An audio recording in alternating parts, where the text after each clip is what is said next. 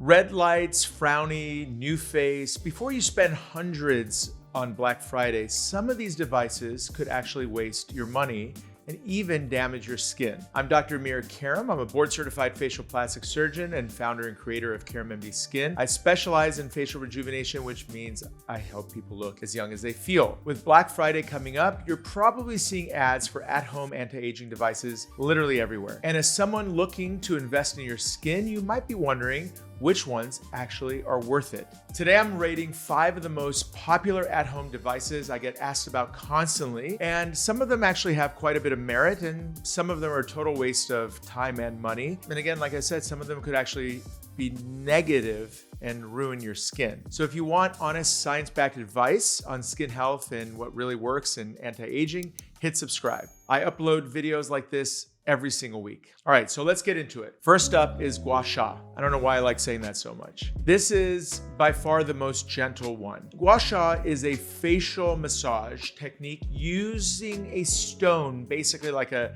jade tool, but I've seen them use other types of materials, but it's supposed to sculpt your face, detox the skin, and even give your face a more lifted and youthful look. My honest rating would be about a 2 out of 10. And it's not because it's, harmful or negative, but I think there's a bit of overhype. And I think it's good in the sense of blood flow, massage. And in fact, I did an entire video on this topic and looking at some of these tools in the past. But I do think meeting expectations is really important. And for anyone who's thinking about doing something like this as either a primary or an important adjunct, I have not seen the changes that have lived up to the hype. At the core of everything that we're talking about, the foundational part of skin rejuvenation starts with collagen stimulation, and it's not going to give you that type of collagen production. And since you're not getting collagen stimulation by this, then maybe it's not worth your time. All right, so next up, one that's all over TikTok and people swear by it. It's Frownies. Frownies are basically adhesive patches you stick on your forehead or in between your brows overnight, which kind of spreads it out so you don't get that overnight muscle effect that leads to these lines becoming deeper and deeper as we age. Generally speaking, no real risk associated with it. How effective is it? Well, I guess a third of the time it's keeping those muscles from frowning. I don't know how much people frown at night though, right? You're asleep. You're supposed to be relaxed. Like I don't remember seeing too many people at nighttime, raising their forehead or forming frown lines. But at the end of the day, maybe it has a little bit of effect, but if it kind of spreads those areas out and takes away some of the impact that has happened during the day. So overall, I give it a 3 out of 10. Does it compare to Botox, which really works 24/7? Obviously not, but certainly doesn't hurt. And here's, I think, one of the most important points when it comes to fine lines and wrinkles. The reason why you form them in the first place is that your skin is losing collagen and thinning. You lose about 30% of your collagen during the perimenopause and postmenopausal period. So there's a massive drop in elasticity and skin thickness after that period of time. And therefore, every little movement that you make starts to cause the skin to crease. But if you think about it, the causal problem isn't the muscle, it's the skin. I think at the end of the day, what you're doing topically for your skin to improve the production of collagen and keep that skin looking young is far more important than either Botox or, in this case, Frownies. So something to keep in mind. So let's talk about microcurrent devices. Now, there's a number of different microcurrent devices. Nuface is probably the most common name and most popular device. Other brands like Foreo and Medicube and these other ones also produce these. These are basically handheld microcurrent devices that deliver a very low level electrical current to stimulate the underlying muscles. And the concept here is that if you stimulate it, you get a little bit of tone, a little bit of lift, and improvement in contour. Generally speaking, again, one of those procedures that has very little risk associated with it.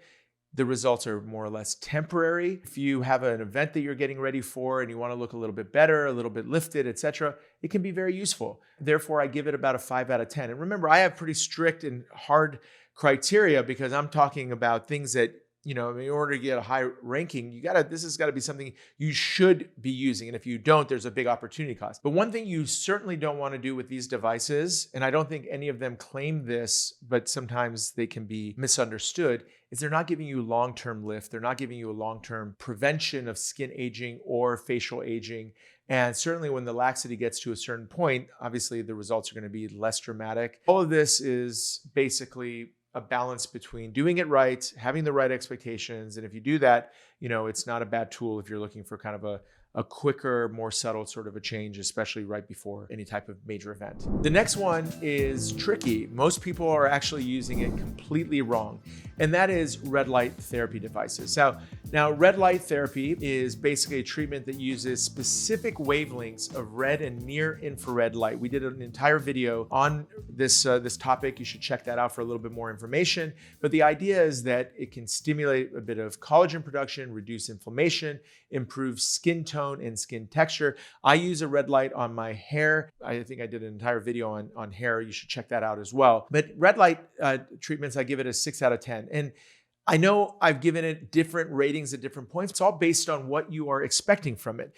I would give it a 1 out of 10 if the idea is that it's going to, significantly change your skin, or that this should be the one thing that you do for your skin. But if you're using this in conjunction to other really, really beneficial things for your skin, which some of them we're going to talk about in a moment, it's a fine adjunct. If you are fine with, going through the time of putting the red light mask on, etc., there's no problem with that. In fact, the cellular energy, the inflammation, all these other things are potentially beneficial. Not something that I personally do, not something that my wife Netta does. Again, in the range of different things that we are doing for our skin, there's just so many hours in the day, right? At the end of the day. So putting time aside to do this isn't one of the things that I'm prioritizing, but certainly not a bad thing to do. Just to be clear, why it has merit is because the science is real. Red light at the right wavelength, typically around 660 nanometers, can penetrate the skin and stimulate the mitochondria of your cells, which boosts collagen production, which anything that can help with that is good, even if it's a little bit,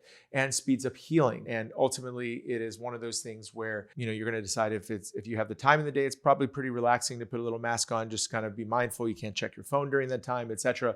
It could be a nice little thing to do. But here is the catch. Most at-home devices on the market are either too weak or the wrong wavelength. The key factor is irradiance. And radiance is the intensity of light hitting your skin. At the end of the day, if your device doesn't have a irradiance level of around 100 to 110, you're not getting enough intensity to make the changes happen.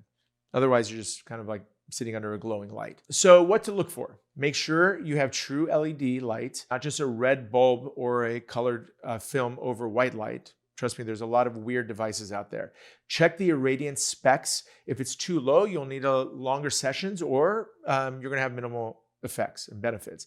Larger panels, the higher density masks deliver more light and reduce treatment time. That's really important, especially like if I were to do it, I'd want something that is like as quick as possible. In fact, I think I use a capulus device for my hair. It's 6 minutes a day, as opposed to when I was using the laser cap, which was like 30 minutes every other day. 6 minutes a day is super easy to stay consistent with, right? So these are factors that are important in decision making. But at the end of the day, anything that's related to improving your skin should be done consistently, because doing it once in a while isn't going to help you. Think of this as a complementary treatment to your skin routine, not to replace it. Now, finally, the one I'm most concerned about is the at-home microneedling. These are basically like derma rollers, stamps. Look, the idea is totally fine, right? But this is my general concern. This is why I give it a 1 out of 10. And remember, I'm a surgeon, so I see all the bad stuff that happens. Cleanliness of these needles, sterility of these needles is so important. Otherwise, you're gonna get a situation where, God forbid, you end up getting an infection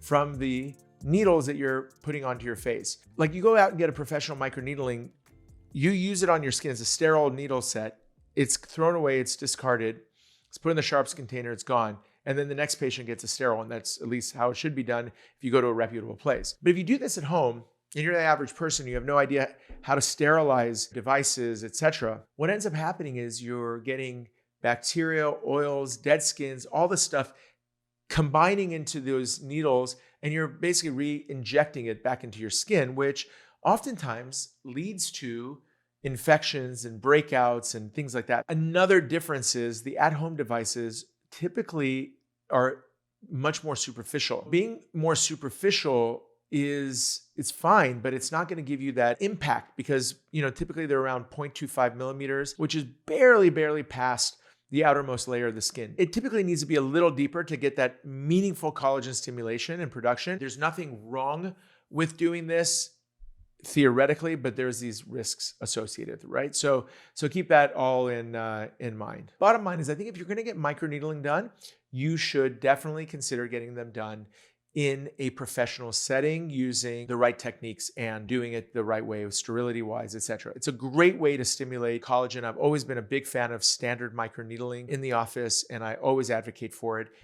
Again, in addition to the things that you're going to be doing, which we'll talk about in a moment. All right, so now let's talk about the truth. And this is the God honest perspective that I have after 20 plus years of helping people with their skin and their face, etc. There is no device that replaces at-home skincare when that is done in the right way. And I'm emphasizing two things: done in the right way and at home. Not all skincare is the same. Trust me. It's the whole reason why I started and developed my own skincare line, because I wanted something that actually worked. Efficacy and change in the skin is what people want. Otherwise, they wouldn't go out and put things on their skin. Now, here's the real issue. In order to transform your skin, you need to do it on a daily basis. It's that simple. The Karam MD Trifecta, which is the product that I developed, was designed to basically address all of these things and make it super simple to use. So ultimately, doing it on a daily basis is how you're going to change skin. And so really at the end of the day, the consistent daily skincare that includes retinol, vitamin C, peptides, niacinamide in combination with sun protection is really the best approach to skincare. That's what's going to transform the skin over time. It's not the sexiest concept. It's not the coolest concept, but it's what actually works. It's the blue collar approach to skin rejuvenation. It literally takes like a minute to 2 minutes to do the entire routine, which is 3 steps twice a day, morning and night. And you have to do it in that prescriptive way. Otherwise, you're not going to see the changes happen. So that's the story. So skincare, sun protection, number one. Number two, all these other things, you can do them as you wish. And this upcoming week of the year, this Black Friday, Cyber Monday, we're actually doing a major sale. Definitely something you want to check out. Because if you've been hearing about me talking about the trifecta and talking about skincare, all this kind of, this is the time to get started with it. So check out KaramMDSkin.com. Again, no gadgets, no gimmicks, just ingredients that work, clinical trials, and thousands of people doing it every day. Proof of concept. So there you have it. There are 5 of the most talked about anti-aging devices rated from my perspective as a facial plastic surgeon. Let me know what you think. If you disagree with my perspective, my rankings, have you tried some of these devices? Drop a comment below. I'd love to hear your experience. And if you want more honest rankings, let me know and we'll cover it next. And let me know which ones you want. So again, thank you so much for watching. Check out the other videos on the channel for more facial rejuvenation and skin rejuvenation. And make sure you subscribe to the Karam MD Journal, which is our weekly newsletter, totally free. And if you haven't already, make sure you subscribe to the channel. Until next time, Dr. Amir Karam.